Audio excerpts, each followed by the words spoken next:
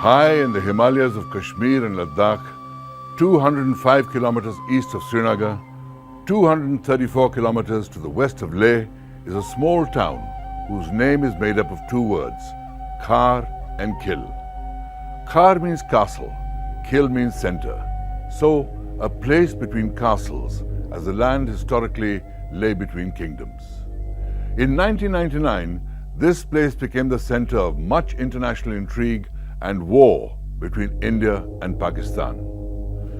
My name is Kabir Bedi, and today on Guns and Glory, we will talk about the time when India, at Kargil, had to fire over 250,000 shells, bombs and rockets across the LOC to bring Pakistan to its senses.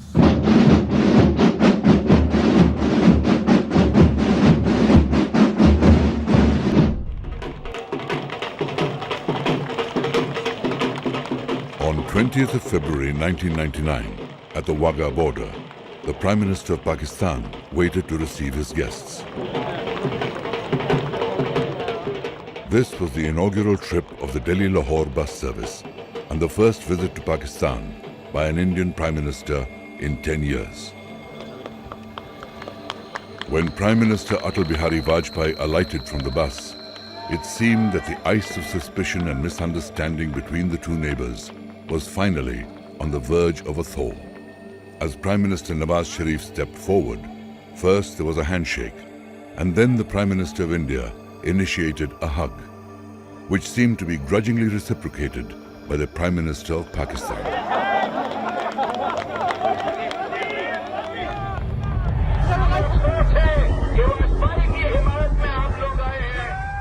Across Pakistan, there had been agitations against the visit. In Karachi, a cardboard replica of the bus had been burnt. In Lahore, a policeman had died. And one of the most, if not the most powerful man in Pakistan was conspicuous by his absence. Pakistan's Chief of Army Staff, General Pervez Musharraf, had boycotted the event at Wagah. Prime Minister Vajpayee told the people of Pakistan that his message to them was short and simple. Put aside the bitterness of the past and let us together make a new beginning. In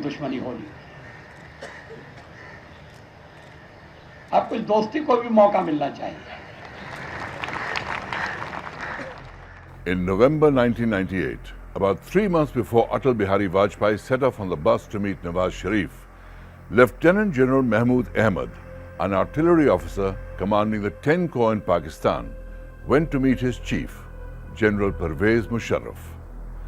Lieutenant General Ahmed was accompanied by Major General Javed Hassan, who commanded the frontier constabulary of the northern areas. Present at this meeting was a fourth general, Lieutenant General Muhammad Aziz, a Kashmiri by birth, who at that time was Chief of General Staff in the Pakistan Army. These four generals, in November 1998, decided to dig up and execute a plan that had been made but shelved many years ago. In the Kargil district of Jammu and Kashmir, the winter is long and harsh, and the summer short and dry. In summer, temperatures can go up to 30 degrees Celsius. In winter, they can plummet to -35. Along the entire western border of the district runs the disputed LOC, the line of control that divides Kashmir between India and Pakistan. The contours of the line of control are maintained by the armies of both the countries, who man bunkers and posts along the demarcation. But in this desolate landscape, there existed an unwritten understanding.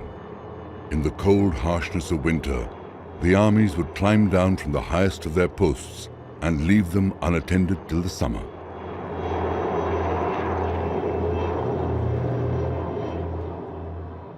This understanding ended in 1999, when 4 Pakistani generals put into motion a simple but devious plan to destabilize the status quo. From Rawalpindi Army Headquarters, a secret order went out. Occupy the bunkers and posts in the Dras Kargil sector that the Indian Army had vacated in the winter of 1998-99.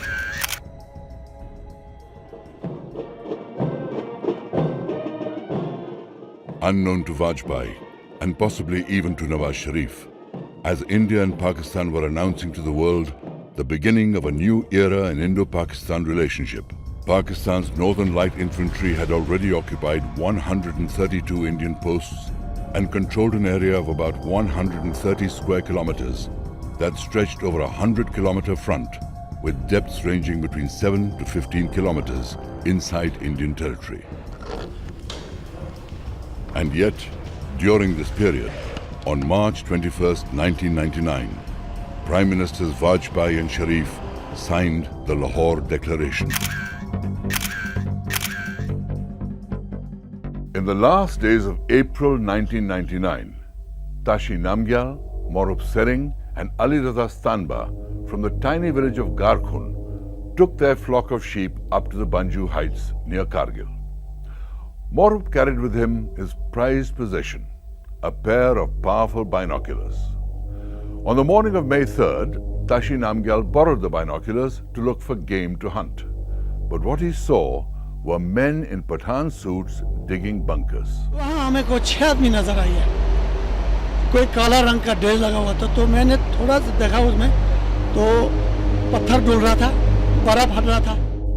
Over the next few days, the army sent out a few patrols, and while they did encounter some hostile elements and some skirmishes took place, the extent of the excursion was not known until Captain Saurabh Kalia's entire patrol went missing. IC 58522F, Lieutenant Kalia was commissioned into the Indian Army in December 1998. The 22-year-old officer joined the 4th Jat Regiment and was posted to Kargil in January 1999. On May 15th, Lieutenant Kalia and 5 soldiers were on a patrol in the Bajrang post in the Kaksar sector of Jammu and Kashmir. For 22 days, there was no news of Lieutenant Saurabh Kalia and his patrol. Well after war had already broken out in Kargil, their mutilated bodies were handed over to India. Autopsy reports showed extreme torture, including cigarette burns, eardrums pierced with hot rods, and amputated limbs. 14 years later, a former soldier of Pakistan's Northern Light Infantry appeared on a video clip claiming to have been one of the Pakistani soldiers responsible for the death of Lieutenant Kalia. उनके 6 बंदों ने lieutenant Kaliya के साथ recce के लिए हमारी तरफ advance किया, मगर जब वो करीब आए हम उन्हें कैदी बनाना चाहते थे, लेकिन वो थोड़ा हमारे रेंज से दूर वो हमसे भागने की कोशिश कर रहे थे, हमने उनके ऊपर फायर गिरा दिया. Lieutenant Kalia and his patrol were captured and killed because they had seen the intruders. The Northern Light Infantry were taking no chances. While successive foot patrols and chopper reconnaissance by the Indian Army did find proof of incursions, it was not till the middle of May 1999 that the larger picture became clear. Initially, we thought it was just the infiltrators, the Mujahideen. But then, as we started launching a series of probing attacks, we found that it was not the Mujahideen, it was the regular Pakistan army. This was no ordinary infiltration, but a full-scale occupation. And the Indian Army needed to retake those positions with force. About 1 year before all this happened, the BJP-led NDA coalition had come to power in Delhi. In its election manifesto, the BJP, among other pledges, had promised the induction of nuclear weapons. On May the 11th and May 13th, 1998, India had stunned the world by conducting 5 nuclear tests. 15 days later, on May 28th, Pakistan announced its entry into the nuclear club with tests of its own. A shocked international community immediately imposed sanctions on both countries. So in May 1999, when India began to fire the massive Bofors guns to drive Pakistan out of Kargil, there was great fear that this conflict between neighbors would end in a nuclear war. The ferocity of the Indian artillery response was unprecedented. No single piece of artillery proved more valuable in the assault than the Bofors FH-77B 155mm howitzer. Its long-range, heavy-caliber shells easily destroyed flimsy enemy bunkers. The Bofors guns, which had a range of 24 kilometers at sea level, were found capable of firing beyond the 40-kilometer mark in the rarefied atmosphere of Kargil. The Indian Army deployed 130 Bofors guns. Most of them came under the command of a man who came to be known as the Enraged Bull of Dras. Bofors had each shell weighing 43 kilos. So every shell which you fired on them did make a dent in the enemy defenses and did cause a lot of casualties. I think one of the major reasons the enemy drew back from these places was because of the Bofors firing. As commander of the 8th Mountain Division's artillery brigade at Dras, Brigadier Singh lined up all the guns in his batteries and concentrated on one objective at a time.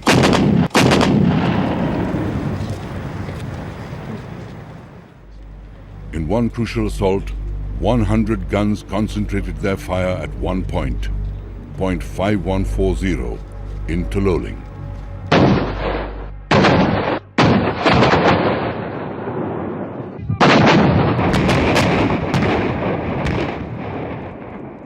We made sure that every time we attack an objective, we had adequate guns to pound that objective, so we don't suffer casualties. India's 56th Mountain Brigade was deployed to the Dras sector in the second half of May. Pakistani positions along the Tololing complex formed the deepest incursions into Indian territory. As the NLI had begun to target indirect fire onto the Srinagar-Leh highway, Tololing was the furthest deepest penetration which Pakistan Army had carried out, and it was threatening to cut off the national highway leading to Leh, and all enemy had to do from there was to roll down. Tololing had to be cleared fast, so the 56th Mountain Brigade committed 2 infantry divisions to the task. The 18 Grenadiers went for the Tololing top, and the 1 Naga went for point 5140. There was no time even for reconnaissance or carrying out proper acclimatization. We were just given order to capture Tololing at the earliest, and there was hardly any artillery support available at that time. The attacks began on 22nd May. That's when the 18 Grenadiers and the 1 Naga discovered that the Pakistani positions were extremely well defended. Movement was slow. The Indians had to crawl up rocky cliffs under intense fire. After a week of inching forward, the twin assaults were halted by very heavy Pakistani fire. After 8 days of battle, the Grenadiers suffered more than 150 casualties, and the 1 Naga fared no better. Tololing was the most fierce, deadliest and bloodiest battle which we encountered. We suffered very heavy casualties since enemy was on dominating heights. The units initially deployed to Kargil arrived ill-equipped to face the hardships of mountain warfare. The troops were not even fully acclimatized, and they had not counted on such well-entrenched and well-equipped enemy forces. But the Indian Army quickly retooled its approach to face the rigorous challenges of a high-altitude war. The 2 Rajputana rifles were deployed to Sonamarg and carried out acclimatization and strategic training before moving to take up positions at Dras. The battalion requisitioned appropriate gear to suit the climate. On the 3rd of June, the 2 Raj Rif, under the command of Lieutenant Colonel M.B. Rabindranath, reported to the 56th Mountain Brigade and were given immediate orders to seize Tololing. We tried to maintain surprise, or we actually succeeded in maintaining surprise by dumping ammunition only at night for 6 days.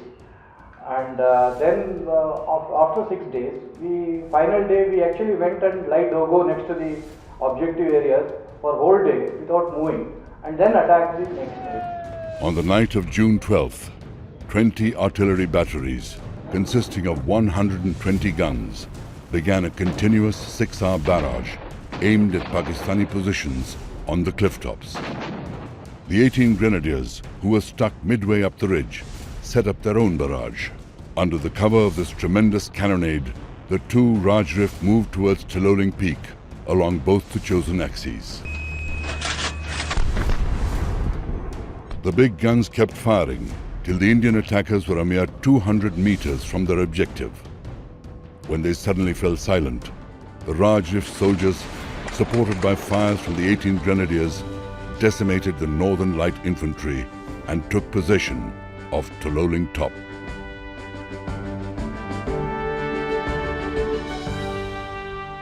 My unit and 2 Raj Rif finally captured Tololing on 13 June 1999, and I lost 25 brave officers, JSUs and men. About 3, the enemy again tried to retake Tololing Top by attacking, launching a counterattack. But I think the numbers were in our favor, so we were able to beat back the attack. On June the 13th, amid heavy shelling, Prime Minister Vajpayee paid a visit to Kargil to boost the morale of the Indian troops. India was determined to hit back hard. But let's leave the war on the ground for a moment and take to the skies, because the use of the Indian Air Force in the conflict set Kargil apart, it being considered a war and not just a border skirmish.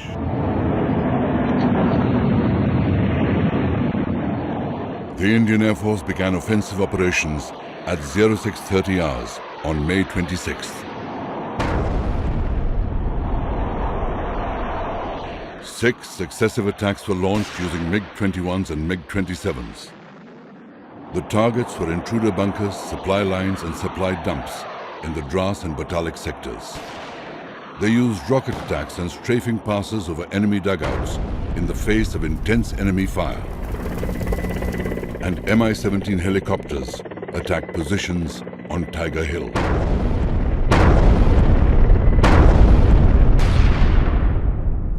Because we were not allowed to cross the LC, we had to be dependent on what the army tells us is the position of some targets. And these targets were not easily seen, not even from the ground, leave alone from the air. But our strategy was to hit those targets as best as we could.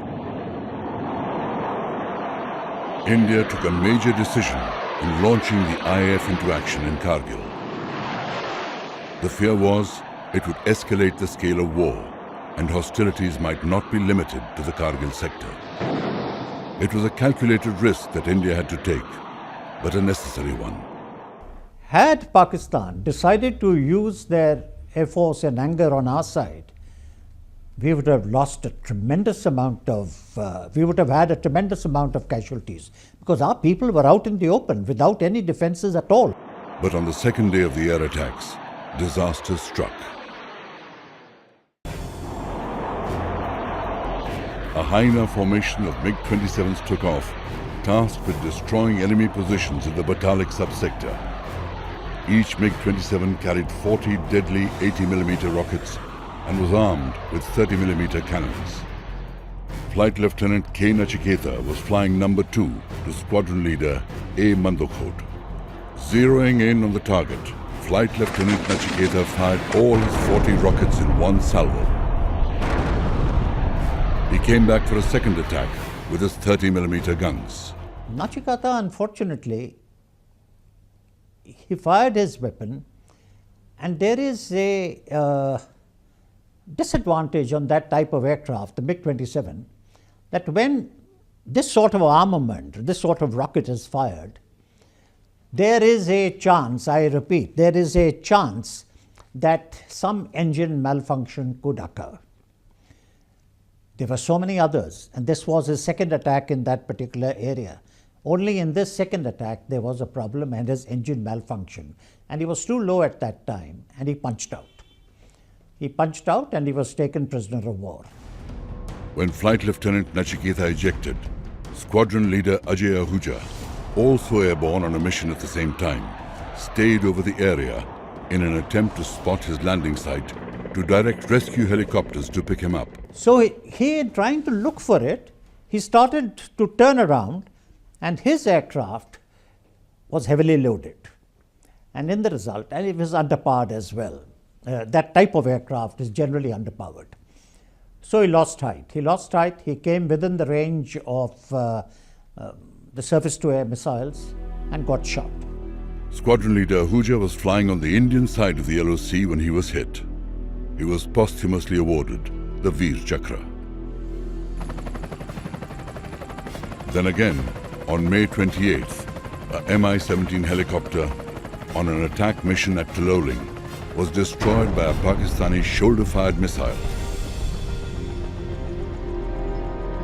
The entire crew of 4, Squadron Leader R. Pundhir, Flight Lieutenant S. Muhilan, Sergeant R. K. Sahu, and Sergeant P.V.N.R. Prasad were killed. The missile didn't come from the target that he was attacking. The missile came from the side, which only gave the indication that the number of missiles they had was quite a lot. So from then onwards, after the third day, we took the helicopters off combat duties and we raised the height of operation to above the danger height of the missiles. And we said, all right, we will operate at those heights and we will drop bombs from those heights. The IAF suspended attack helicopter operations, but the air attack continued effectively.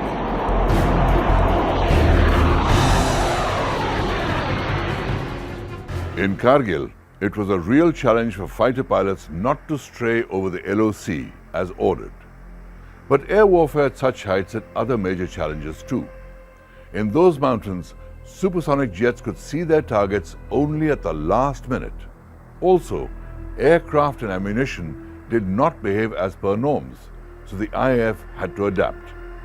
In 50 days, what the IAF learnt and put into practice in Kargil is now taught to fighter pilots across the world. For now, let's leave the IAF pounding Pakistani positions as I, Kabir Bedi, say goodbye.